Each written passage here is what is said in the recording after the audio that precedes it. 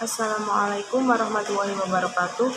Kami dari kelompok 1 akan mempresentasikan mata kuliah metodologi penelitian pendidikan tentang bidang kajian penelitian pendidikan MISD. Sebelumnya saya Fida Fathabildania dengan NIM 2319218. Di sini saya akan menjelaskan poin yang ke-A, yaitu penelitian pendidikan. Penelitian pendidikan adalah kegiatan sistematis untuk mencari jawaban yang benar atau mendekati kebenaran tentang permasalahan pendidikan berdasarkan penalaran yang logis dan rasional, serta didukung oleh fakta empirik. Nah, fakta empirik ini adalah suatu sumber pengetahuan yang diperoleh dari observasi dan percobaan.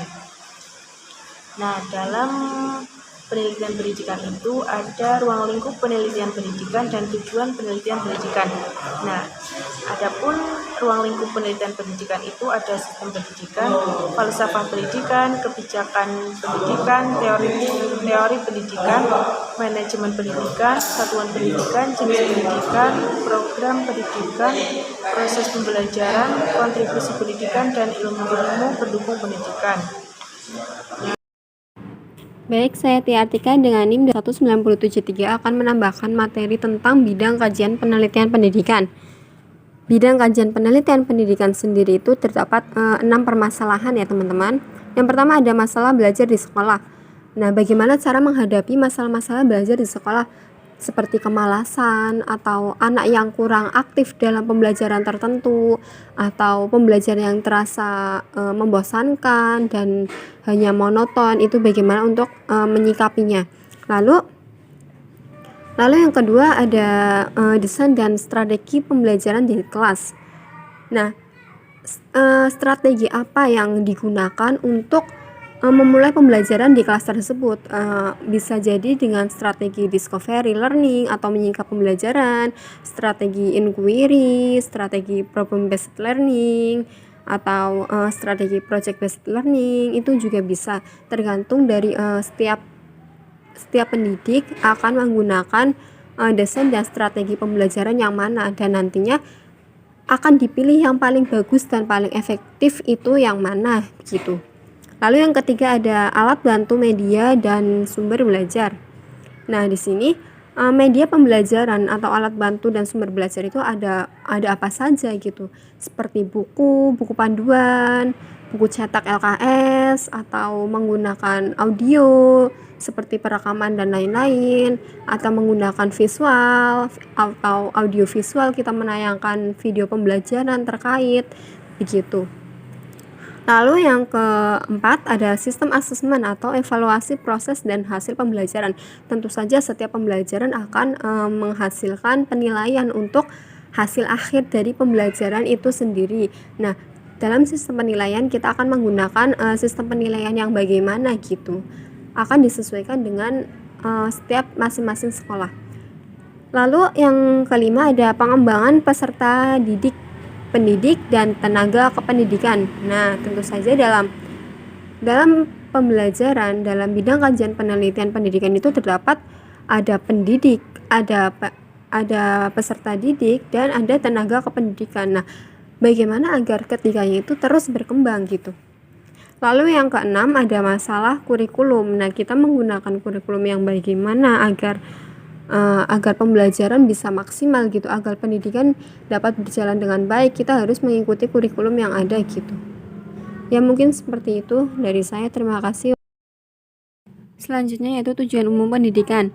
Tujuan umum pendidikan terdiri menjadi 3, yaitu ada tujuan eksploratif, tujuan verifikatif, dan tujuan pengembangan. Tujuan yang pertama yaitu tujuan eksploratif, yaitu dilaksanakan untuk menemukan sesuatu atau ilmu pengetahuan yang baru dalam bidang tertentu. Ilmu yang diperoleh melalui penelitian betul-betul baru dan belum pernah diketahui sebelumnya. Tujuan yang kedua yaitu tujuan verifikatif, yaitu dilaksanakan untuk menguji kebenaran dari sesuatu atau ilmu pengetahuan yang telah ada. Data penelitian yang diperoleh digunakan untuk membuktikan adanya keraguan terhadap informasi atau ilmu pengetahuan tertentu.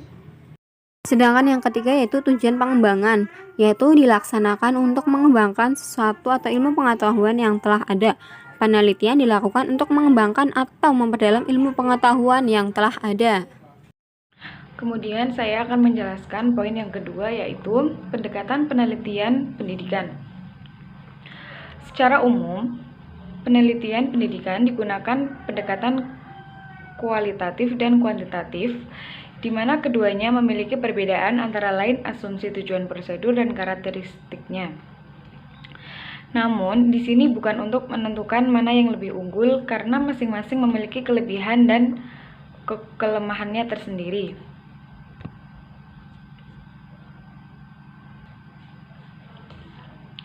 Yang pertama yaitu pendekatan kuantitatif. Pendekatan kuantitatif merupakan salah satu upaya pencarian ilmiah atau scientific inquiry yang didasari oleh filsafat positivisme logikal atau logical positivisme yang beroperasi dengan aturan-aturan yang ketat mengenai logika, kebenaran, hukum-hukum, dan prediksi. Fokus penelitian kuantitatif diidentifikasikan sebagai proses kerja yang berlangsung secara ringkas, terbatas, dan memilah-milah permasalahan menjadi bagian yang dapat diukur atau dinyatakan dalam angka-angka.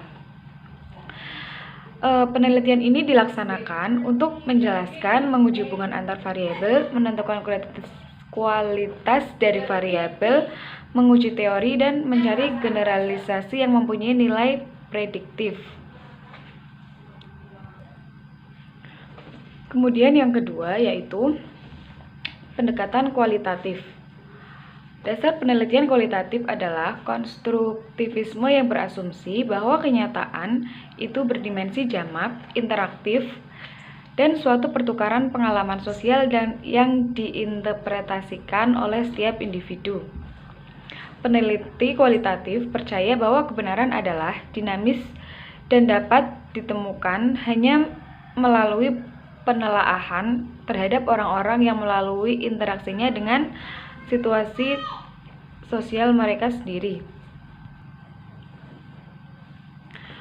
Penelitian kualitatif membutuhkan lingkungan untuk bahannya. Penelitian dapat mengunjungi lingkungan secara langsung atau berinteraksi seperti bertanya, mencatat, atau mengamati langsung. Hasil dari penelitian kualitatif juga dapat memunculkan teori atau konsep baru.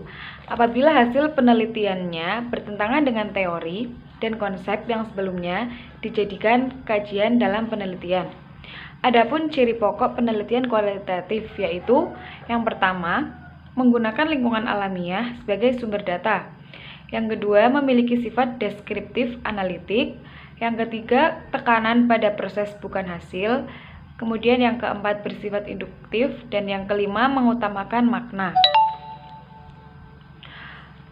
Terima kasih, mungkin itu yang dapat saya sampaikan. Kemudian materi selanjutnya akan disampaikan kepada pemateri yang selanjutnya. Terima kasih. Baik, selanjutnya saya Tia Artika dengan NIM 2319773 akan melanjutkan materi yang ketiga yaitu tentang aspek-aspek pendidikan. Nah, menurut Sanjaya, aspek-aspek dalam kompetensi pendidikan itu ada 6 ya teman-teman. Yang pertama ada aspek pemahaman atau knowledge. Nah, aspek pemahaman ini berhubungan langsung dengan bidang kognitif. Ya.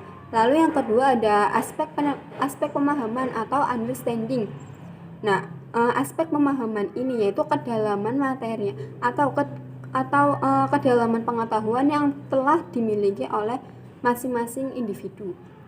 Lalu yang ketiga ada aspek kemahiran atau skill. Nah, skill ini atau aspek kemahiran ini yaitu kemampuan seseorang untuk melakukan tugasnya secara praktek sesuai dengan tugas yang telah diberikan. Lalu selanjutnya yang keempat yaitu ada aspek nilai atau value. Nah, nilai ini yaitu merupakan norma yang dianggap baik oleh setiap individu. Nah, guna untuk menuntut individu itu dalam melaksanakan tugasnya. Contohnya seperti nilai-nilai kejujuran, nilai-nilai keterbukaan, dan lain sebagainya. Nah, nilai ini akan berhubungan langsung dengan aspek yang kelima, yaitu aspek sikap atau attitude. Nah, aspek sikap ini yaitu pandangan individu tentang sesuatu yang berkaitan dengan nilai yang dimiliki. Nah, jika seseorang tersebut memiliki nilai yang bagus, atau value yang baik, dia jujur, dia terbuka, dia berpandangan luas, nah maka akan menimbulkan sikap atau attitude yang baik juga gitu. Nah, lalu ada yang terakhir yaitu aspek minat atau interest, yaitu kecenderungan seseorang individu untuk melakukan suatu perbuatan. Nah, misalnya dia minat di bidang seni, maka dia akan cenderung untuk melakukan hal-hal yang berbau seni. Atau dia minat di bidang kuliner, maka dia akan terus mempelajari tentang kuliner-kuliner gitu. Nah, sekian materi yang dapat saya sampaikan. Kurang lebihnya saya mohon maaf. Terima kasih. Wassalamualaikum warahmatullahi wabarakatuh.